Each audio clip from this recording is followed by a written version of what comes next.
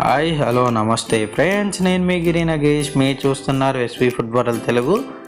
ఈరోజు ఈ వీడియో కనుక మీకు నచ్చినట్లయితే లైక్ చేయండి, షేర్ చేయండి, కామెంట్ చేయండి, సబ్స్క్రైబ్ చేసుకోవడం మాత్రం మర్చిపోకండి.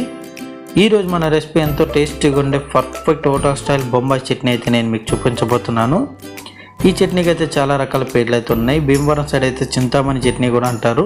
ఎంతమంది ఎన్ని రకాలుగా పిలిచినా ఈ చట్నీ అనేది టిఫిన్స్లోకి ఎంతో టేస్టీగా అయితే ఉంటుంది. పూరీలోకి అయితే ఈ కర్రీ అయితే చెప్పనే అవసరం లేదు, టేస్ట్ అనేది వేరే లెవెల్లో అయితే ఉంటుంది. ఒక్కసారి అయితే ట్రై చేయండి ఫ్రెండ్స్. ముందుగా ఒక లోతైన గిన్నెని తీసుకుని అందులో 3 టేబుల్ స్పూన్ శనగపిండిని అయితే వేసుకోవాలి. ఆ తర్వాత అందులో ఒక 100 ml వాటర్ని అయితే యాడ్ చేసుకొని ఎక్కడ ఉండలు లేకుండా ముద్దగా లేకుండా అయితే బాగా మిక్స్ చేసుకోవాలి. చూసారు కదా, ఈ కన్సిస్టెన్సీలోకి వచ్చేంతవరకు బాగా మిక్స్ చేసుకుని ఒక 2 నిమిషాల పాటు పక్కన అయితే పెట్టుకోండి.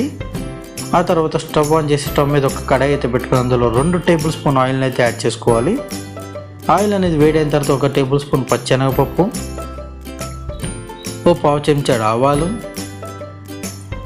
హాఫ్ టీ స్పూన్ జీలకర్ర, 2 మీడియం సైజ్ ఎండుమిర్చిని అయితే వేసుకోవాలి. ఎండుమిర్చి అనేది చిన్న ముక్కలు కట్ చేసి వేసుకుంటే టేస్ట్ అనేది చాలా బాగుంటుంది. వేసుకున్న తర్వాత 1 నిమిషం పాటు బాగా ఫ్రై చేసుకోండి. ఆ తర్వాత అందులోనే కొద్దిగా కరివేపాకు రొబ్బలు, ఒక చిన్న అల్లం ముక్క సన్నగా తరుక్కుని అయితే ఇందులో యాడ్ చేసుకోవాలి. అల్లం అనేది మంచి టేస్ట్ని అయితే తీసుకొస్తుంది. ఆ తర్వాత సన్నగా నిలువుగా కట్ చేసి పెట్టుకున్న ఒక మీడియం సైజు ఉల్లిపాయని అయితే ఇందులో వేసుకోవాలి. ఆ తర్వాత అందులోనే ఒక 7 లేదా 8 సన్నగా తరిగి పెట్టుకున్న పచ్చిమిరపకాయలను అయితే వేసుకోవాలి. కొంచెం కారం అనేది తక్కువ తినే వాళ్ళైతే ఒక 2 తక్కువ వేసుకోండి. వేసుకొని ఒక 2 నిమిషాల పాటు ఉల్లిపాయ మగ్గేంత వరకు మిక్స్ చేసుకోండి. ఆ తర్వాత అందులోనే ఒక మీడియం సైజు ఉన్న టమాటాని అయితే వేసుకోవాలి. టమాటా అనేది చిన్న ముక్కలు అయితే కట్ చేసుకోండి, పెద్దగా కట్ చేసుకుంటే తొందరగా మగ్గవు.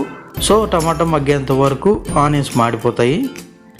ఆ తర్వాత అందులోనే ఒక హాఫ్ టీ స్పూన్ పసుపు, అదేవిధంగా మనకి ఎంతైతే రుచికి సరిపోతుందో అంత ఉప్పును కూడా వేసుకోవాలి. వేసుకుని ఒక 2 నిమిషాల పాటు బాగా మిక్స్ చేసుకోండి. మిక్స్ చేసుకున్న తర్వాత అందులోనే సన్నగా తరిగి పెట్టుకున్న కొద్దిగా కొత్తిమీరని అయితే వేసుకోండి. కొత్తిమీర అనేది మంచి టేస్ట్ని, ఫ్లేవర్ని అయితే తీసుకొస్తుంది.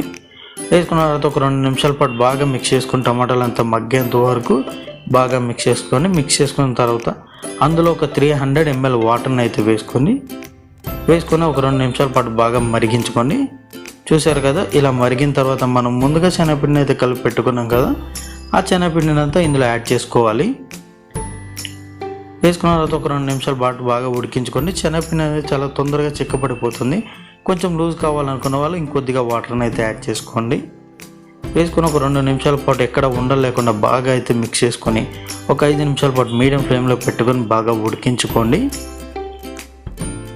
చూసారు కదా, ఈ విధంగా ఉడికిన తర్వాత ఈ కన్సిస్టెన్సీలోకి వచ్చిన తర్వాత అయితే స్టవ్ ఆఫ్ చేసి సర్వ్ చేసుకోండి. అంతే ఫ్రెండ్స్, ఎంతో సింపుల్గా టేస్టీగా ఉండే బొంబాయి చట్నీ రెడీ.